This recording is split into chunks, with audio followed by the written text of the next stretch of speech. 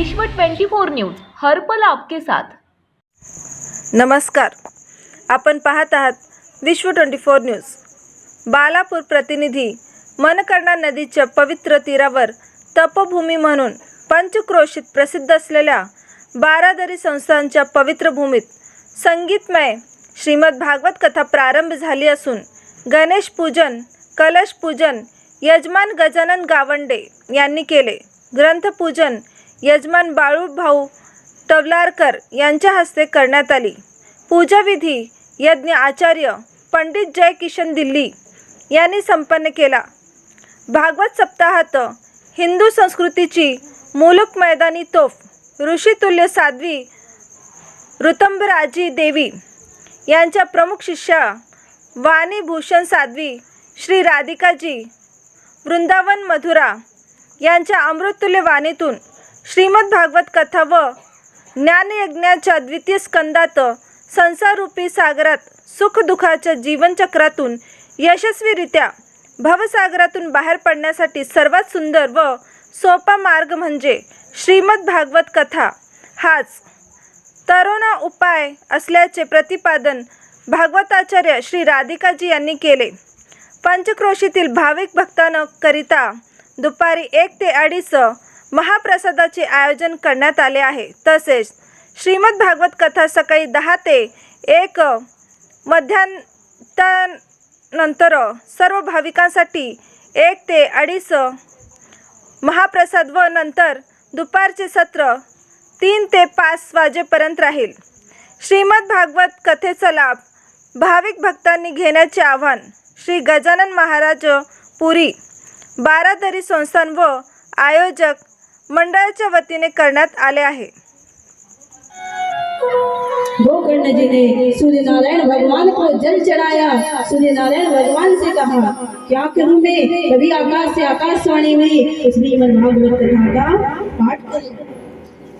आज गोकर्ण जी ने बड़ी सुंदर सी कथा का आयोजन करवाया।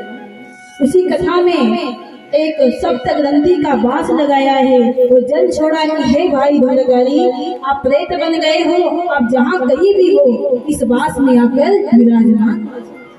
प्रेत बना धुंधकारी उस बांस में प्रवेश कर गया।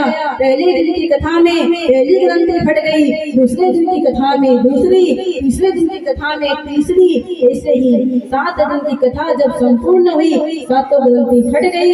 प्रेत बना धुंधकारी आज विशाल रूप में प्रकट हो गया और भगवान के धाम पहुंच गए। बोले बाकी बिहारी लाल। तो जब तक गुरु की कृपा नहीं होगी हमारे जीवन का उद्धार हो नहीं सकता। हमें क्या कहना है? बोले सत्य गुरुदेव भगवान की जय।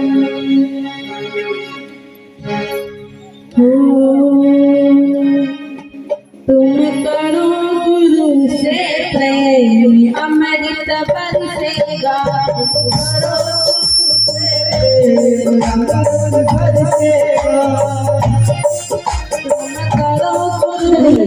घर में निवास करती है। गोकर्ण जी ने अपनी गैया मैया को लेकर वन में जाकर रहने लगे।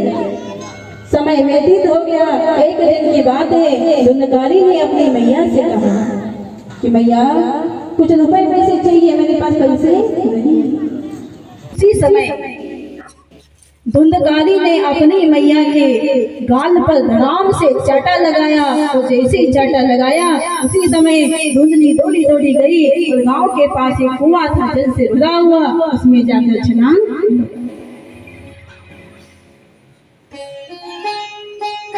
ये बात जब गोकर्ण को पता चली, गोकर्ण जी आए हैं, अपनी मैया को बाहर निकाला, अंतिम संस्कार किया। जंगल में जाकर अपनी गौ माता के साथ रहने लगे।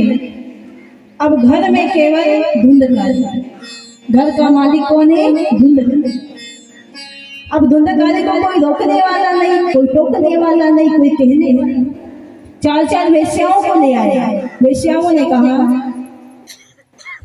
कि हम लोग तब तक ही रहेंगे जब तक आप धन लाते रहोगे। अब धन कहाँ से लाना? एक दिन राजा के महल में गया और सोने चांदी का जो सोने चांदी के जेवर है वो जेवर चुरा कर ले आए। चारों वेश्याओं ने विचार किया कि चोरी करके आया है, सुबह राजा को पता चलेगा तो राजा मृत्यु की सजा सुना देंगे, इसलिए क्या करना चाहिए। चारों वेश्याओं ने धुंधकारी को मारा और सारा धन लेकर चली। धुंधकारी प्रेत बन गया है, भूत बन गया है। गोकर्ण जी के सपने में आने लगा और कहने लगा है राज्यातील महत्त्वाच्या आणि आपल्या भागातील ताज्या बातम्या पाहण्यासाठी आजच आमच्या विश्व 24 न्यूज चॅनलला यूट्यूबवर सबस्क्राईब करा आणि बेल आयकॉन प्रेस करा।